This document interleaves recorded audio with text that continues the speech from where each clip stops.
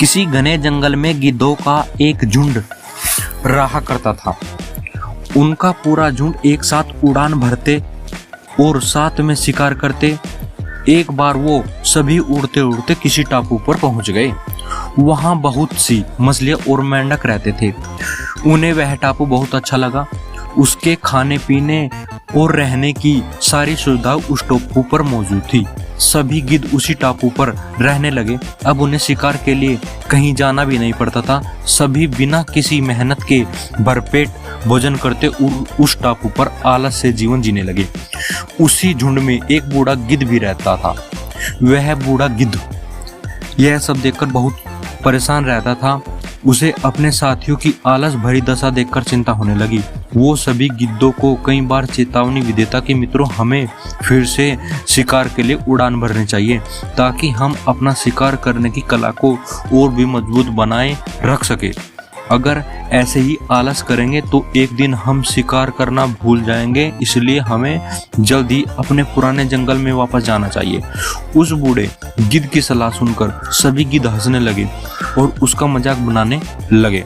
उन्होंने कहा कि बूढ़ा होने की वजह से इनका दिमाग खराब हो गया है, इसलिए यह हमें आरामदायक जीवन छोड़कर जाने की सलाह दे रहा है। यह कहकर गिद्धों के झुंड से उस टापू से जाने से मना कर दिया। इसके बाद वह बूढ़ा गिद्ध अकेले ही वापस जंगल में लौट गया। कुछ दिनों के बाद उस बूढ़े गिद्ध ने सोचा, बहुत समय हो गया है, चलो उस टापू पर जाता हूँ, वहां पर अपने सगे लोगों और दोस्तों से मिलकर आता हूँ। वह बूढ़ा गिद्ध जैसे ही उस टापू पर पहुंचा, वहां की हालत देखकर वह हैरान रह गया। वहां का दृश्य बहुत ही भयावह था। उस टापू पर मौजूद सभी गिद्ध मर गए थे। वहां पर सिर्फ उनकी लाशें पड़ी थी। तभी उसे कोने में एक घायल गिद्ध दिखाई दिया। वह उसके पास गया और वहां की हालत के बारे में पूछा। उसने बताया कि कुछ दिन पहले उस टापू पर चीतों का एक झुंड आया। उन्होंने उन पर हमला कर दिया, सबको मार दिया। हम लोग बहुत समय से ऊंचा नहीं उड़े थे, तो हम अपनी जान भी नहीं बचा सके। हमारे पंजों में उनसे मुकाबला करने की अक्षमता भी कम हो गई थी। उस घायल गिद्ध की बात सुनकर बूढ़े गिद्ध को बहुत दुख हुआ।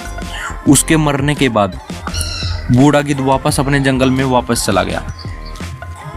कहानी से सीख, हमें हर हाल में अपनी शक्तियों और अधिकारियों की रक्षा करनी चाहिए। अगर आलस की वजह से अपना कर्तव्य करना छोड़ देंगे तो भविष्य में यह हमारे लिए घातक हो सकता है।